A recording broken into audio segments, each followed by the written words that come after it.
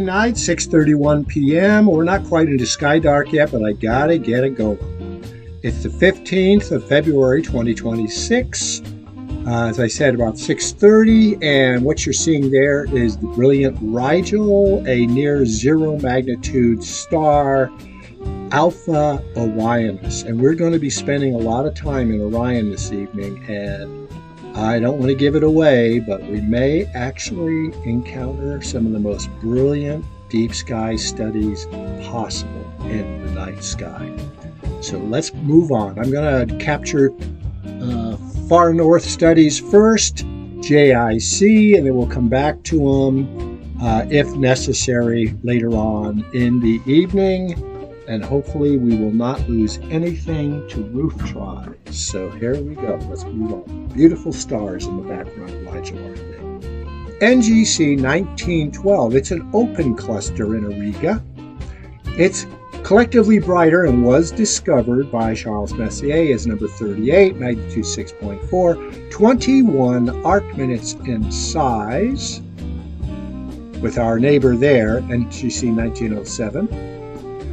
They both fit in the field of view. Its brightest star, its magnitude collectively is 6.4, 21 arc minutes in size, 100 stars.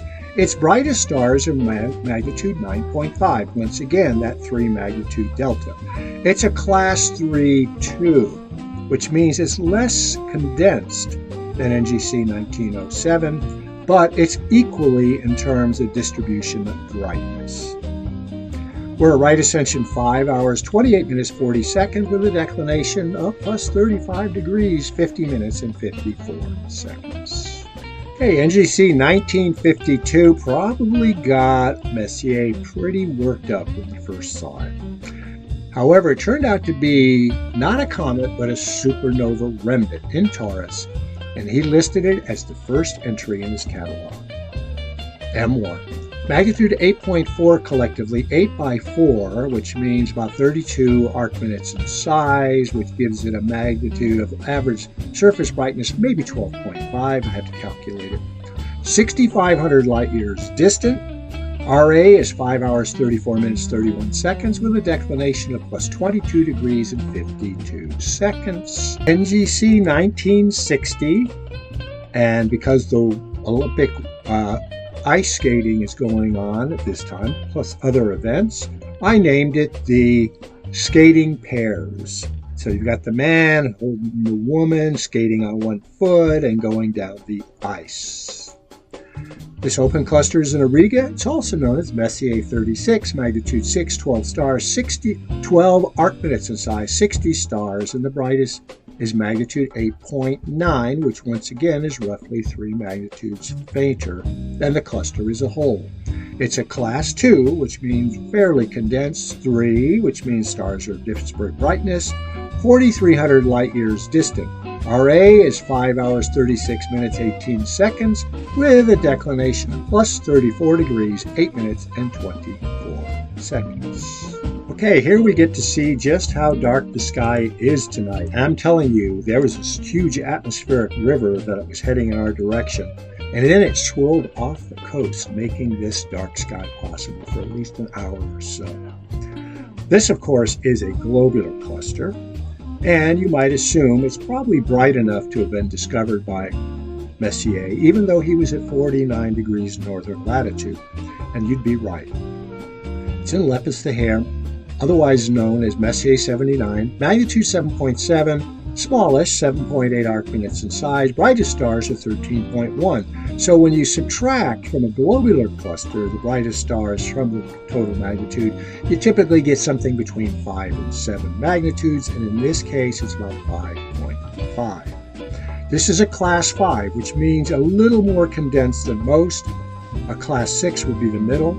41,000 light years distant, RA 5, 2410, with a declination of minus 24 degrees, 31 minutes and 29 seconds.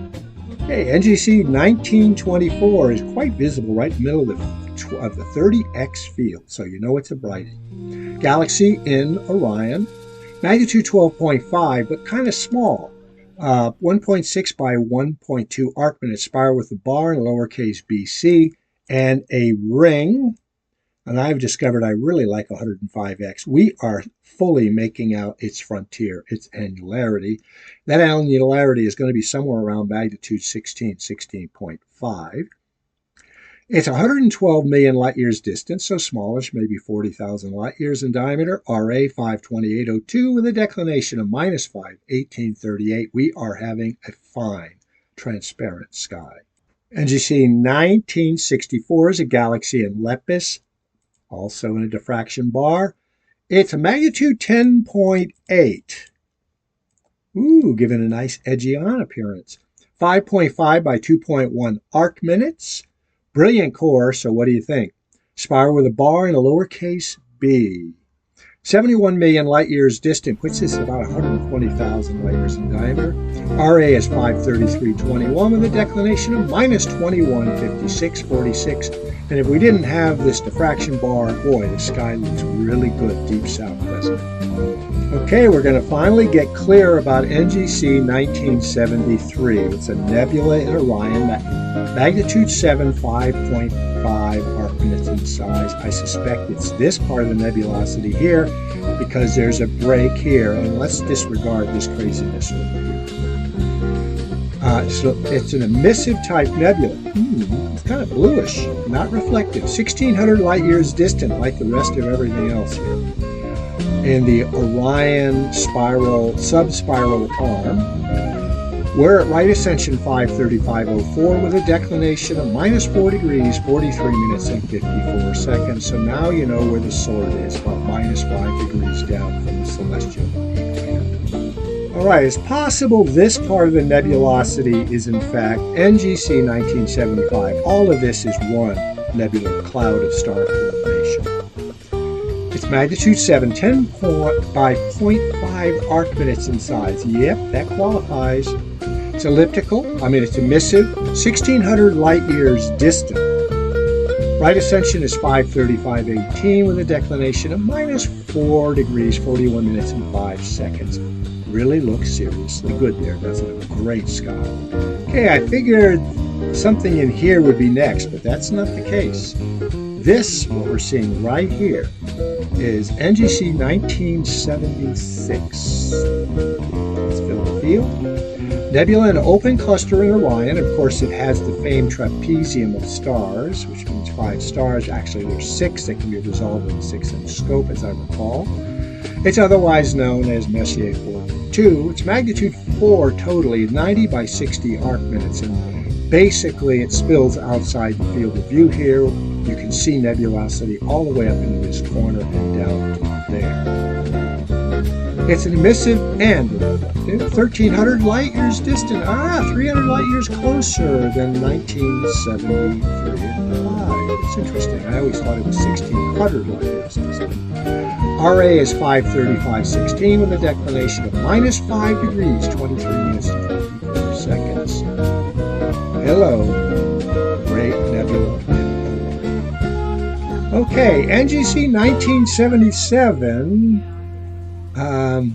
This was a little bit west. It depends on where you calculate the center of NGC 1976, I believe. This is NGC 1977. I'm waiting for data to come up on it. It's a nebula in open cluster, as you can see, in Orion, part of that same extended study. Magnitude 7, 20 by 10 arc minutes, the largest, emissive and reflective, 1,600 light years distant. So all of this is a backgrounder to Messier 42.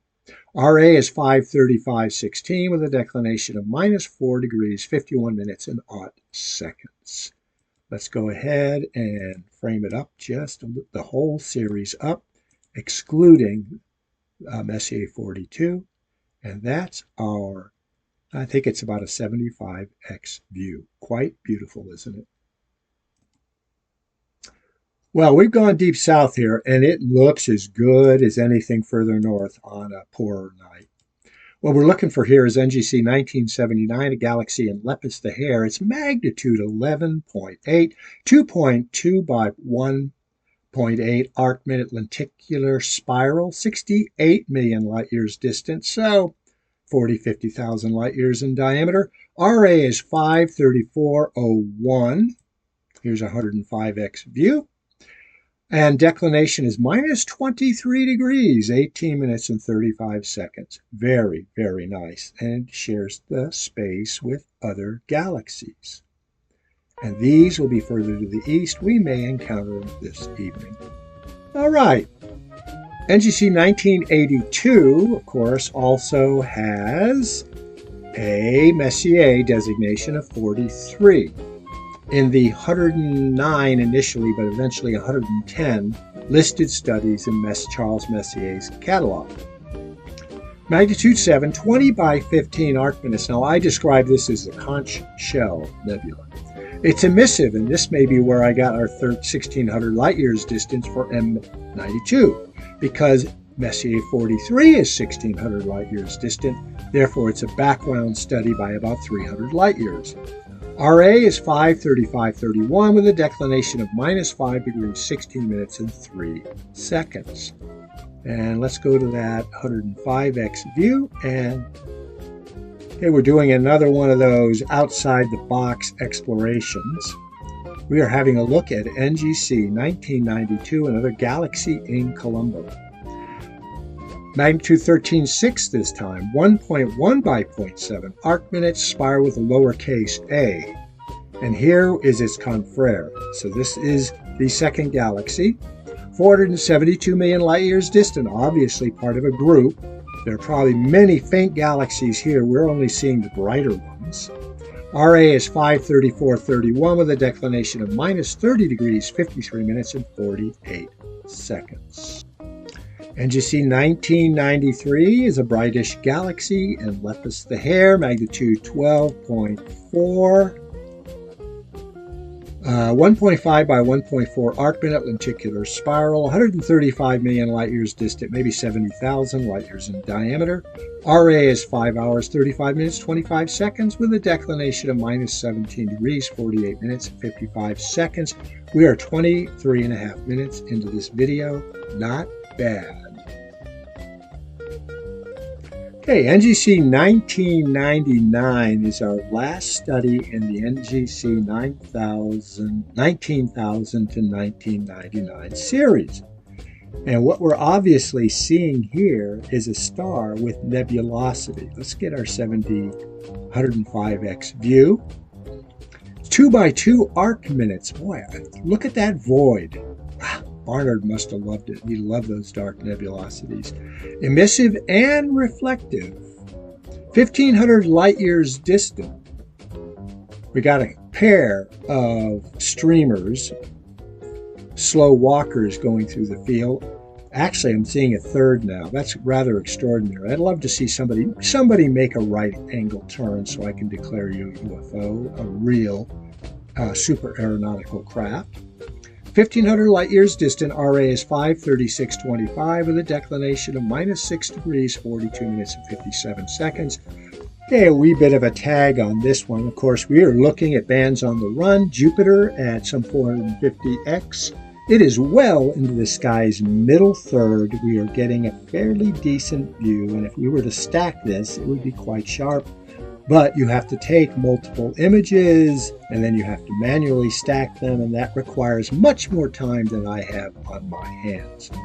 Thought I'd share this as a tag. Once again, Carpe Noctem.